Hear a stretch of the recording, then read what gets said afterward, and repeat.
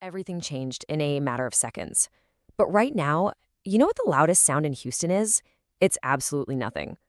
Look, in the National Football League, we are completely conditioned to expect noise, right? We expect the screaming headlines, the breaking news alerts hitting our phones, the blockbuster announcements that shake the league. But sometimes silence isn't just golden. Sometimes it is a terrifying, deafening warning. The Houston Texans are currently sitting right on top of a massive powder keg of expectation. They are trapped underneath the crushing, almost suffocating weight of a season that is undeniably going to define this entire franchise for the next decade. Think about it.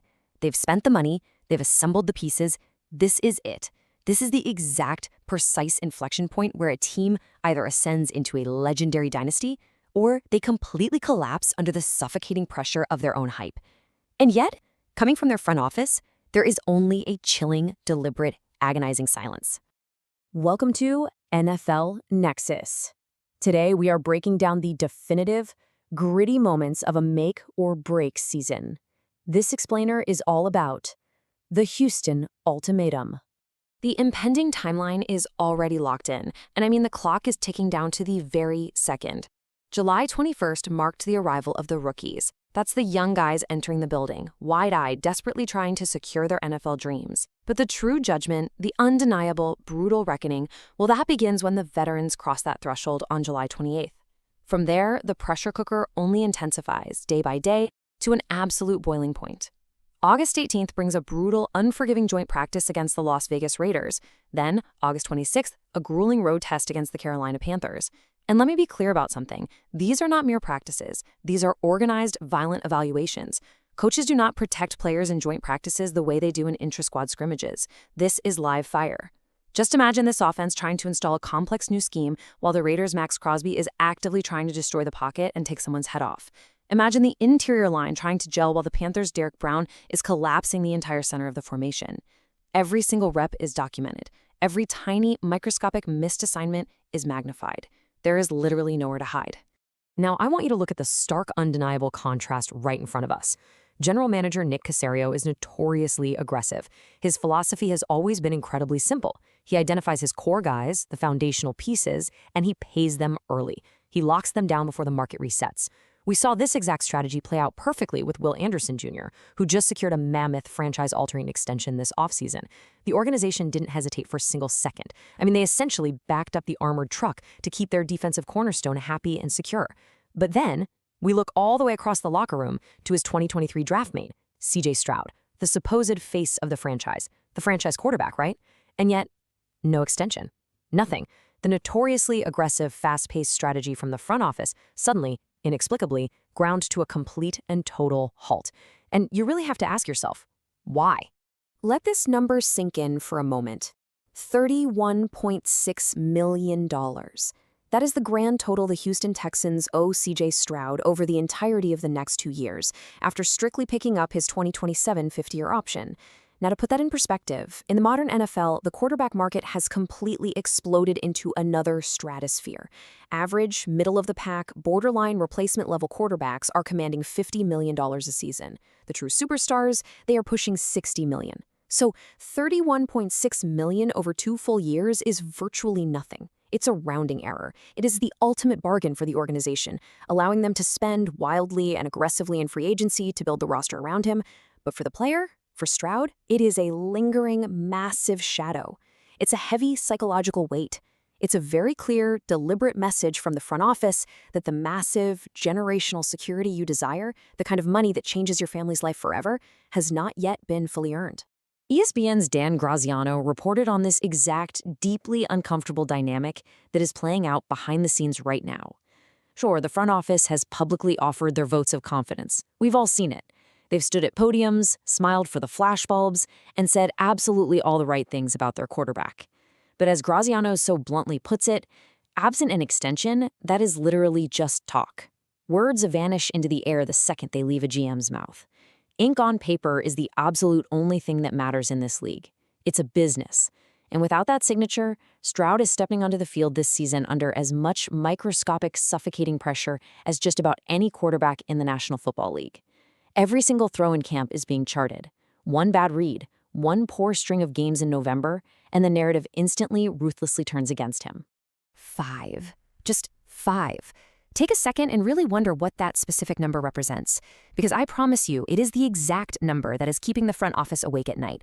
It is the number that is physically halting the pen from signing that massive franchise record contract. And here is the brutal, unavoidable truth of the evaluation. Now, let's be completely fair here for a second. In the regular season, Stroud was an absolute revelation. We all saw it. He was a surgical, poised maestro who completely defied his rookie status and lit up scoreboards across the country. But here's the thing about NFL front offices. They do not hand out historic, market-resetting contracts based on what you do in October. They evaluate you on what you do in the brutal, freezing, unforgiving crucible of January.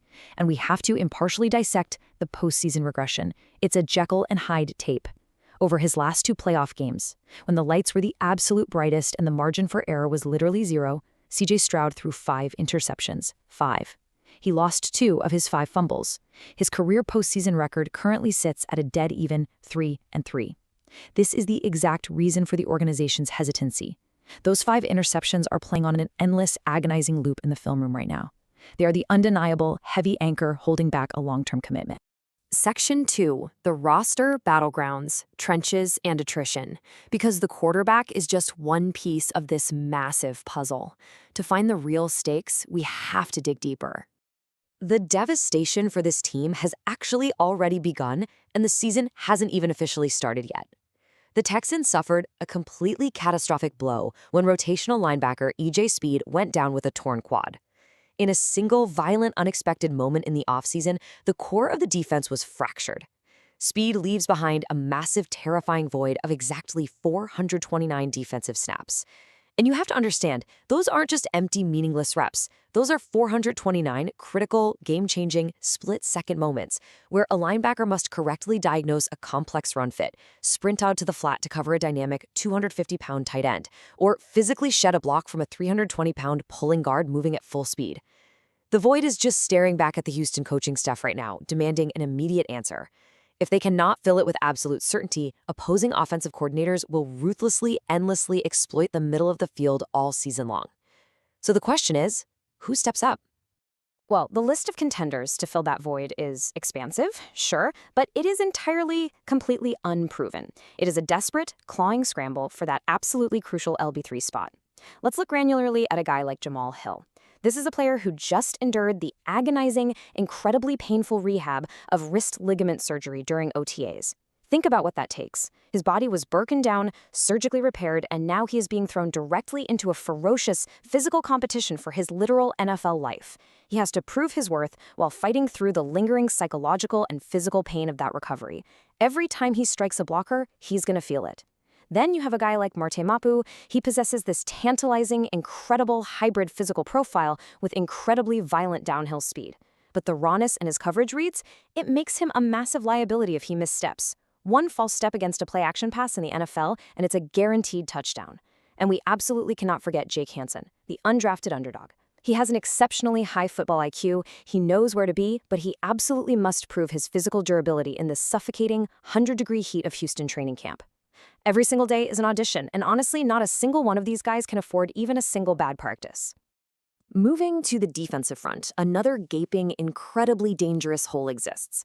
The departures of Derek Barnett and Danico Autry completely strip this defensive line of its most vital rotational depth. Now, for those who might not know, the edge 3 isn't just a backup. That is the player who comes onto the field on a crucial 3rd and long when the superstar starters are completely gassed and need a breather. They have to produce instantly against elite, fresh offensive tackles. But right now, behind the superstar duo of Will Anderson and Daniel Hunter, there is an alarming, steep drop-off in proven talent. The edge 3 spot is entirely 100% up for grabs. If Anderson or Hunter tweaks an ankle, which happens all the time, whoever wins this battle will be thrust immediately into the starting lineup, right into the crosshairs of opposing offenses. The specific candidates stepping into this intense crucible are Logan Hall, Dylan Horton, and Ollie Gay. Let's really break down the incredibly thin margins here, because this is where rosters are made or broken. Dylan Horton brings an incredibly powerful frame and heavy, heavy hands from his TCU pedigree, but he is actively battling back to relevance and desperately needs to prove his technique can consistently match NFL speed. Ali Gay is almost the exact opposite. He possesses a towering 6'6" wingspan and the kind of raw, unpolished, freakish athleticism that defensive line coaches literally dream of molding.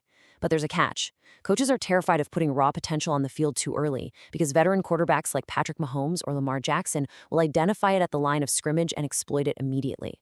This isn't just about making the final 53-man roster, it's about proving you can survive in the trenches against the most elite, violent offensive linemen on the planet. And then, there is Logan Hall. We really need to luxuriate in the brutal, specific physical details of his current situation, because it perfectly illustrates life on the bubble. Hall is attempting to transition from the interior defensive line all the way out to the edge. This isn't just switching spots. This is a completely different biomechanical challenge. It requires vastly different footwork, bend, and leverage to turn the corner against a tackle. And the craziest part? He is trying to completely master this new position while his body is actively failing him. He is battling grueling, chronic knee tendinitis and a nagging groin injury that just won't go away. This is a player whose production drastically plummeted from 5.5 sacks down to an abysmal 1.5 sacks last year. The pressure on him to perform at this specific camp, while his body literally screams in pain with every explosive first step, it is immense. His entire career is literally teetering on a razor's edge right now. Amidst all these massive battles for starting roles, there are the quiet, often heartbreaking, micro stories that truly define the dark side of the NFL. Take a player like a Johnny Carter, an undrafted rookie. This is a kid who gave his entire life to this game, sacrificing his body, his time, his youth, just to reach an NFL training camp, only to undergo arthroscopic knee surgery right when it mattered most. He simply couldn't stay on the field. And the NFL, it is a cold, unforgiving machine. He was waived with an injury designation. He now requires a financial injury settlement just to walk away from his dream.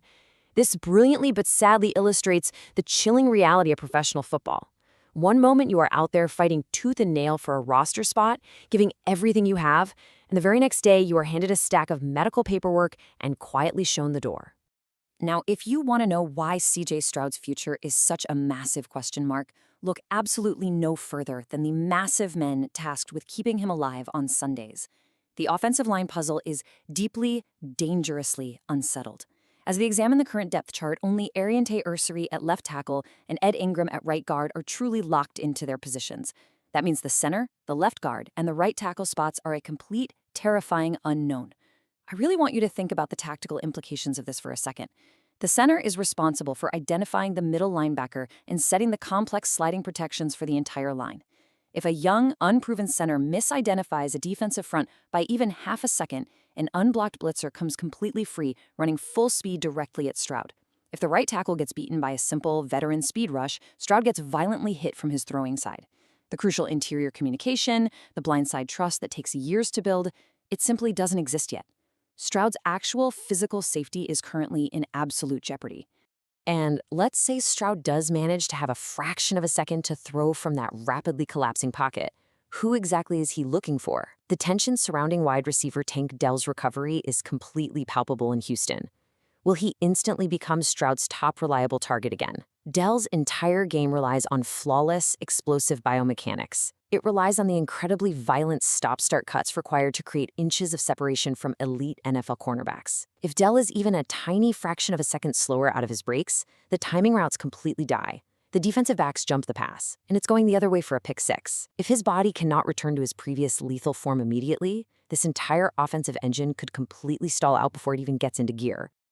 If you're enjoying this deep dive, welcome to NFL Nexus. Make sure to subscribe to the channel, like the video, and comment on what you thought about the Texans' massive gamble this season. Also, you can support the channel by becoming a channel member today. We appreciate every single one of you. Part 3, the 2027 Ultimatum. Let's pull back from the turf of training camp for a minute and look at the massive, franchise-altering decisions silently unfolding in the background. Because this right here, this is the cinematic bombshell that changes the context of absolutely everything happening in Houston. Throughout the league, whispers are growing louder and louder by the day. Sources suggest that the Philadelphia Eagles' superstar quarterback Jalen Hurts could potentially be available on the trade block right before the 2027 NFL Draft. And I need you to understand, in the NFL, this timeline is not a mere coincidence. This is the exact, precise moment Stroud's current option is fully evaluated and his initial contract effectively expires. Now, connect the dots with me here. The Jalen Hurts rumor perfectly aligns with a looming 2027 college draft class that is widely expected to be absolutely stacked, with multiple top-tier, franchise-altering quarterback prospects. The scouts are already looking ahead. They're already charting the high school phenoms and the college redshirts. The Houston Texans front office isn't just sitting around watching Stroud. They are aggressively, systematically weighing every single option available to them globally over the next 3 years. They are flat out refusing to commit blindly right now, especially when the future holds potential established superstars via trade or cheaper, younger generational talents in the draft. They are keeping every single door wide open. Which brings us right back to the most chilling reality of this entire situation. The team can say anything it wants about believing in CJ Stroud. Like we talked about, they can stand behind the podiums, they can post on social media, and they can smile for the cameras. But the truth is laid bare in the financial ledgers. It is explicitly, undeniably clear that the Texans want to see more. That front office silence we started this explainer with, it is the loudest, most terrifying message a quarterback can ever receive. The message is simple: perform perfectly, definitively erase those playoff goals from January, or you will be replaced. No emotions, just business. And so, the clock starts. July 28th. The veterans are officially in the building. The pads will soon crack under the relentless, suffocating Texas sun. I want you to realize that the opening of this training camp is not some joyous celebration of a new football season. Not in Houston. It is the absolute ignition of a ticking time bomb. Every single throw from Stroud in 7-on-7 drills, every misprotection by an unproven right tackle in team periods, every grueling, painful injury recovery in the defensive trenches, it all feeds directly into the ultimate franchise-defining decision that is looming over this organization. The contract remains completely unwritten. Why? Because this story is far from finished. The Houston Texans have set the stage for the most high-stakes, ruthless evaluation in all of professional football. The pieces are all out on the board. The ultimatums have been silently but clearly issued. The only question left for us to watch unfold is, how will it end?